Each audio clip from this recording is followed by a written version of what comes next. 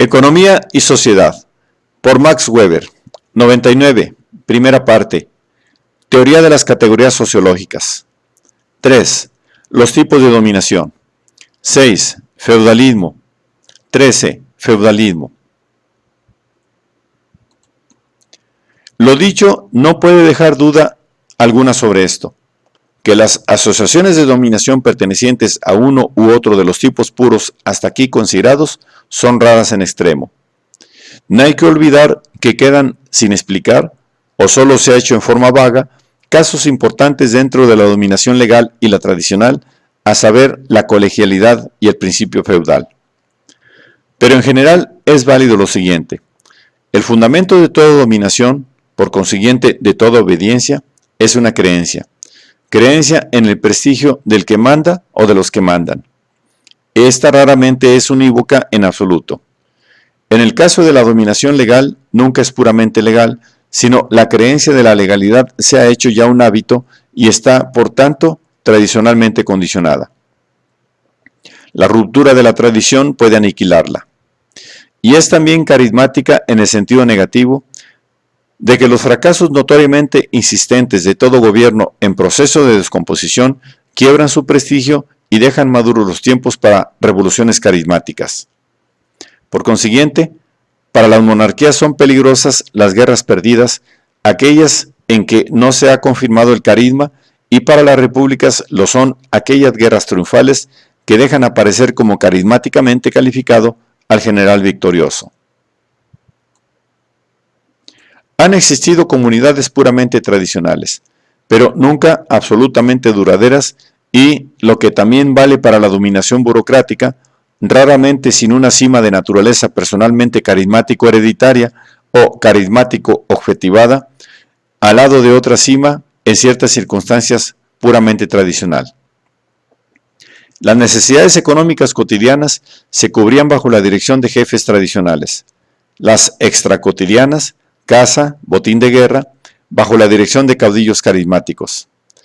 La idea de la posibilidad de ordenaciones positivas es igualmente bastante antigua, la mayor parte de las veces legitimada ciertamente por medio de un oráculo. Pero sobre todo, con todo reclutamiento extrapatrimonial del cuadro administrativo, se crea una categoría de funcionarios que solo pueden distinguirse de las burocracias legales por el último fundamento de su validez, pero no formalmente. Dominaciones absolutamente carismáticas o solo carismático-hereditarias son igualmente raras. De una dominación carismática, como con Napoleón, pueden provenir directamente el más estricto burocratismo o toda suerte de organizaciones prebendarias y feudales. La terminología y la casuística, en modo alguno, pueden pretender ser exhaustivas y apresar en sus esquemas la realidad histórica. Su utilidad es esta, que en cada caso puede decirse lo que en una asociación merece esta o la otra designación, o se le aproxima en más o en menos, lo que no deja de ser a veces sumamente provechoso. En todas las formas de dominación es vital para el mantenimiento de la obediencia el hecho de la existencia del cuadro administrativo y de su acción continua dirigida a la realización e imposición de las ordenaciones. La existencia de esa acción es lo que se designa con la palabra organización. Para ella, a su vez, es decisiva la solidaridad, ideal o real, de intereses del cuadro administrativo con el soberano. En las relaciones del cuadro administrativo con el soberano rige esta ley, que el imperante, apoyado en esa solidaridad, es más fuerte frente a los miembros individualmente considerados, pero más débil frente a todos ellos en conjunto. Se requiere, sin embargo, una socialización plenamente sujeta a plan del cuadro administrativo para que se pueda imponer ordenadamente y por tanto con éxito ya la obstrucción, ya una acción consciente contra el imperante, ya la paralización de la acción de éste. De igual modo, para todo aquel que quiera romper una dominación, se requiere la creación de un cuadro administrativo propio que haga posible su propia dominación, aunque solo sea que crea contar con la connivencia y cooperación del cuadro existente en contra del hasta entonces soberano. En su grado más intenso, aparece aquella solidaridad de intereses con el imperante allí donde la propia legitimidad y la garantía de provisión del cuadro administrativo dependen de él. La posibilidad para los individuos de sustraerse a esa solidaridad es diferente según la estructura. Con la máxima dificultad, en el caso de una separación plena de los medios administrativos, por consiguiente, en las dominaciones puramente patriarcales, apoyadas solo en la tradición, en las puramente patrimoniales y en las puramente burocráticas, que solo descansan en la existencia de reglamentos. Y con la máxima facilidad en caso de apropiación estamental, feudos, prebendas. Finalmente, la realidad histórica es también, y muy en particular, una lucha constante, latente las más de las veces entre el señor y el cuadro administrativo por la apropiación o expropiación recíprocas. Decisivo para casi toda la evolución cultural fue 1. El resultado de esta lucha como tal, 2. El carácter de aquella capa de los funcionarios de él dependientes que ayudaron al soberano a ganar su lucha contra los poderes feudales u otros poderes apropiados. Letrados rituales y clérigos, clientes puramente seculares, ministeriales, letrados de formación jurídica, funcionarios financieros profesionales, administradores honorarios privados. Sobre el concepto trataremos después. De la naturaleza de estas luchas y evoluciones proviene en buena parte no solo de la historia administrativa, sino cultural, porque por ella se determinaba la dirección de la educación y el tipo de la formación estamental. 1. Sueldos, probabilidades de emolumentos, asignaciones, feudos, traban en muy distinta medida y sentido el cuadro administrativo al soberano. Sobre esto, ver infra.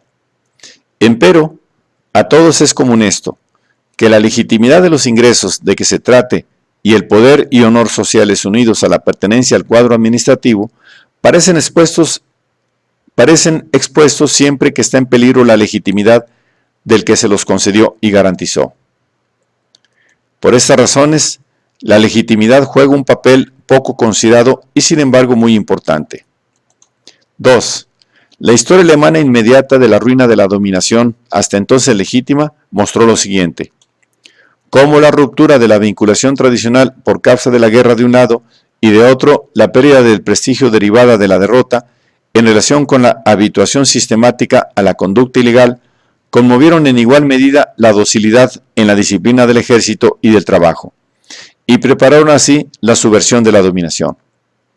Por otra parte, la persistencia en el funcionamiento del antiguo cuadro administrativo y la continuación de la validez de sus ordenaciones bajo los nuevos gobernantes constituyen un ejemplo notable de la vinculación de los miembros de esa administración a sus tareas objetivas ineludibles dentro de las relaciones de la racionalización burocrática. El fundamento no era en modo alguno, como ya se ha dicho, puramente de interés privado, preocupación por el cargo, sueldo y pensión, aunque evidentemente tuviera influencia en la masa de los funcionarios, sino también de carácter completamente objetivo, ideológico, que en las actuales condiciones poner fuera de funcionamiento a la administración significa la ruina del abastecimiento de toda la población, incluidos los funcionarios mismos, en sus más elementales necesidades vitales. Por eso, la apelación al sentimiento del deber objetivo fue recibida con éxito, y fue reconocido este deber como una necesidad objetiva aún por los poderes hasta entonces legítimos y sus partidarios. 3. El proceso de la subversión contemporánea utilizó un nuevo cuadro administrativo con los consejos de obreros y soldados. La técnica de la formación de estos nuevos cuadros tuvo al principio que ser inventada y estaba por lo demás unida a las relaciones de guerra, posesión de las armas, sin las cuales la subversión en general no hubiera sido posible. Sobre esto y sobre las analogías históricas se hablará luego.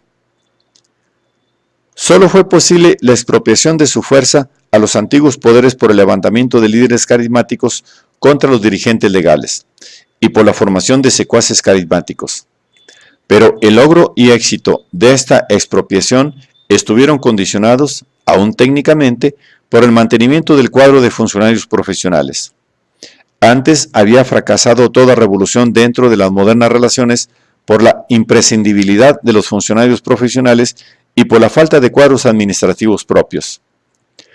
Las condiciones previas en todos los casos de revoluciones anteriores fueron muy distintas. Ver sobre esto el capítulo sobre la teoría de las revoluciones. 4. Subversión de dominaciones por iniciativa de los cuadros administrativos han ocurrido en el pasado bajo condiciones muy diferentes. Ver el capítulo sobre la teoría de la subversión. Siempre tuvieron como supuesto un proceso de socialización de los miembros de ese cuadro, la cual, según las circunstancias, adoptaban más el carácter de una conjetura parcial o más el de una fraternización y asociación general. Cabalmente, esto se ha dificultado extraordinariamente en las condiciones de existencia de la burocracia moderna, aunque, como muestra la situación rusa, no es completamente imposible. Por lo general, no van en su significación más allá de lo que pueden y quieren alcanzar los obreros en caso de huelga normal. 5. El carácter patrimonial de una burocracia se manifiesta en que en ella se exige la constitución de una relación de clientela de sumisión personal. Puer regis, en la época carolingia, familiaris bajo los angiovinos. Restos de ello han quedado por largo tiempo.